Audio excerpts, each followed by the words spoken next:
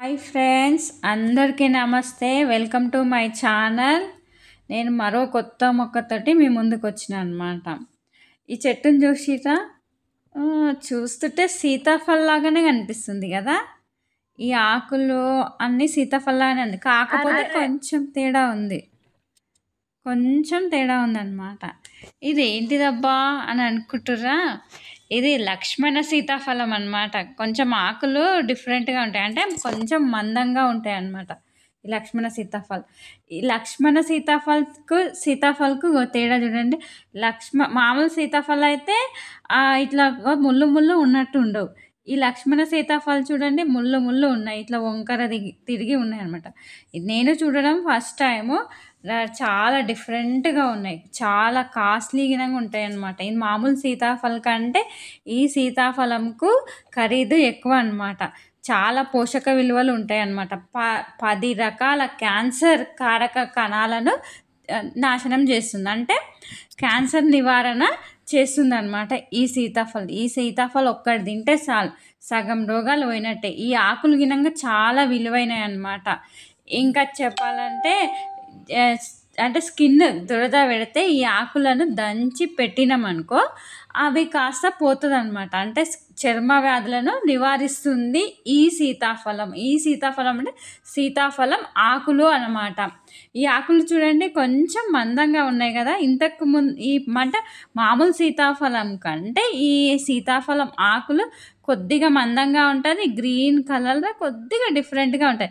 ఇక చూడు, ఈ కాయలు చూడండి, ఇక కుట్టున్నాయి, ముళ్ళలాగా ఉన్నాయి అన్నమాట. పైన ఇలా ఉంటాయి అన్నమాట ఈ సీతాఫలం. కాకపోతే టేస్ట్ ఎలా ఉంటుందో ఇంకా మేము టేస్ట్ చేయలేదు. టేస్ట్ చేసినాకంటే ఇవి పండిన తర్వాత మళ్ళీ ఒక వీడియో తీస్తా, అప్పుడు దాని టేస్ట్ అసలు అవి ఎలా ఉంటాయో తర్వాత మీకు చెప్తానమాట. నాకు సీతాఫలం అనగానే ఒక కథ గుర్తుకొస్తుంది, చాలా బాగుంటుంది.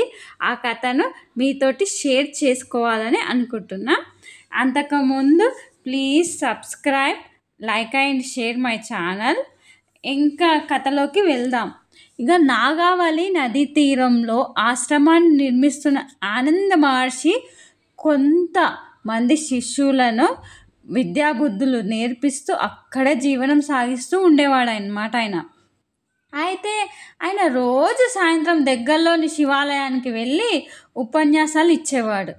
ఆయన చెప్పే సంగతులు చాలా ఇంట్రెస్టింగ్గా ఉండడంతో చుట్టుపక్కల గ్రామాల ప్రజలందరూ ఆ సమయానికి అక్కడికి చేరుకునేవారు. ఓ రోజు ఆయన ఉపన్యాసిస్తూ ఉండగా నలుగురు శిష్యులు ఒక వ్యక్తిని మోసుకుంటూ వచ్చారనమాట. ఆ వ్యక్తి బట్టలన్నీ తడిసి ముద్దయిపోయి ఉన్నాయట, వాటర్ కారుతూ ఉన్నాయన్నమాట. అతడు నదిలో కొట్టుకుపోతూ ఉంటే రక్షించి తీసుకొని వచ్చారు. ఇక అయితే గురువుగారు అన్నారు, అతడు కొంచెం సేపు సేద తీరాక నదిలో ఎలా పడిపోయావు నాయనా అని అడిగిండు.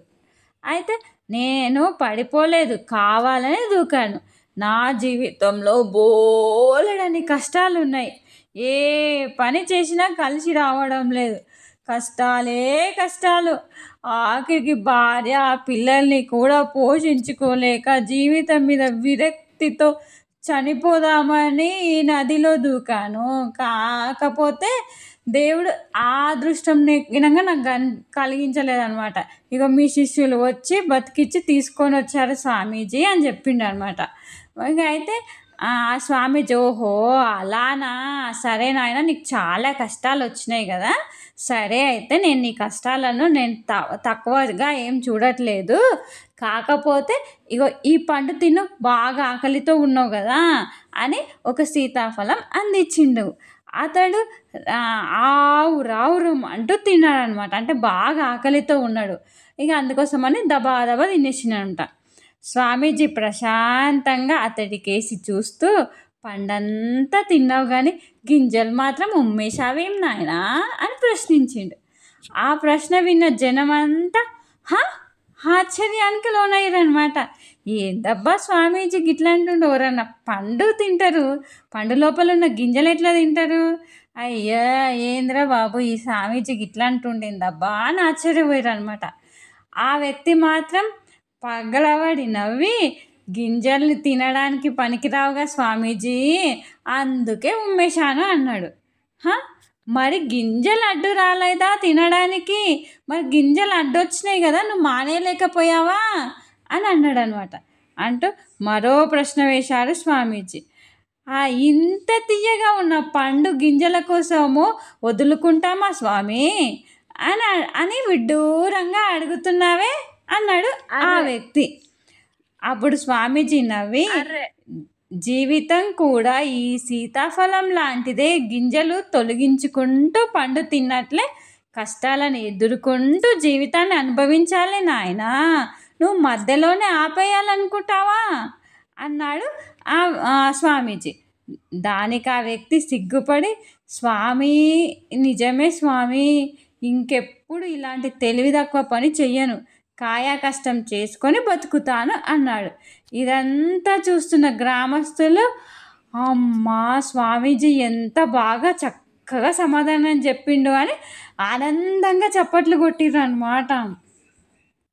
ఇలా ఒక్క సీతాఫలం వల్ల ఆయన జీవితంలో మార్పు తీసుకొని వచ్చిందనమాట.